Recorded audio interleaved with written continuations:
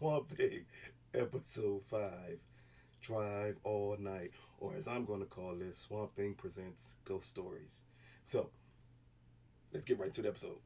This episode, we finally get to see why Abby Arcane left this town, and we get to see the tragic events of that day. Really great cinematography on this part, great direction. We get more questions about the swamp, which I think is going to lead to the second half of the season and make you really want to tune into it. It works masterfully well. We also get Virginia Madison's character, the grieving mother, and her progression in this episode. And in all honesty, in this series, like Virginia Madison has been killing it.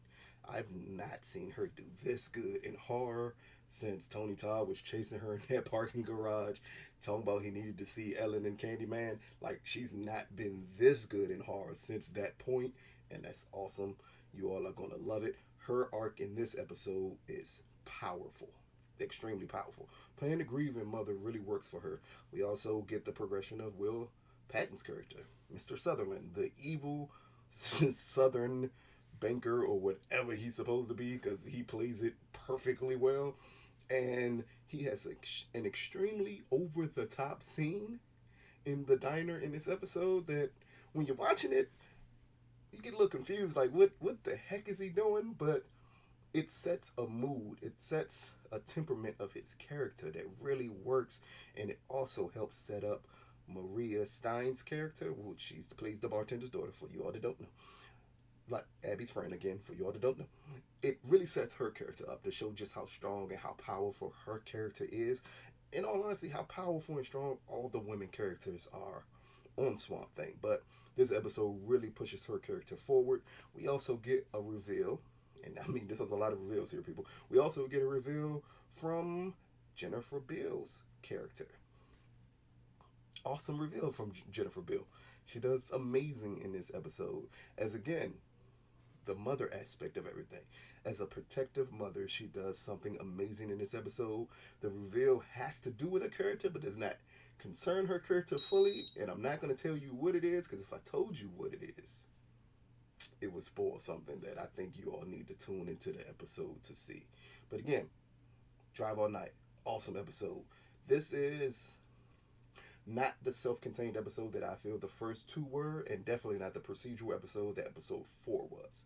This one is like a moving forward of the story type of episode.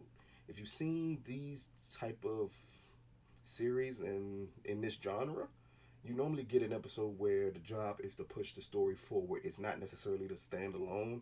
It's normally the episode that when you rewatch things, you can skip it because you'd be like, man, I already know what that episode's going to do.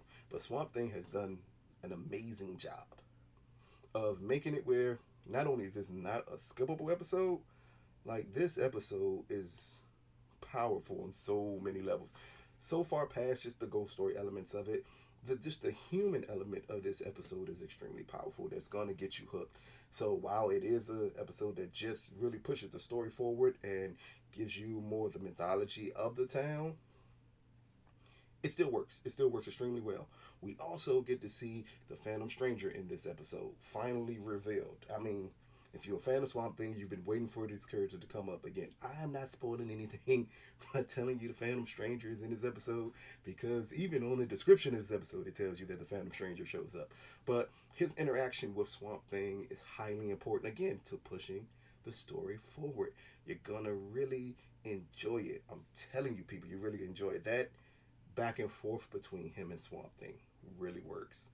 Um, I think that's it without like attempting to spoil anything for you all. I really want to tell you more. I really do, but I can't because I need you to watch this show. The show is amazing right now. I mean, again, normally when we get to the halfway points of series, I get a little lost. I get a little like, man, I'm good. I don't need to see it anymore. But Swamp Thing has done a great job of just keeping you intrigued with very interesting characters, and most of these characters are extremely interesting.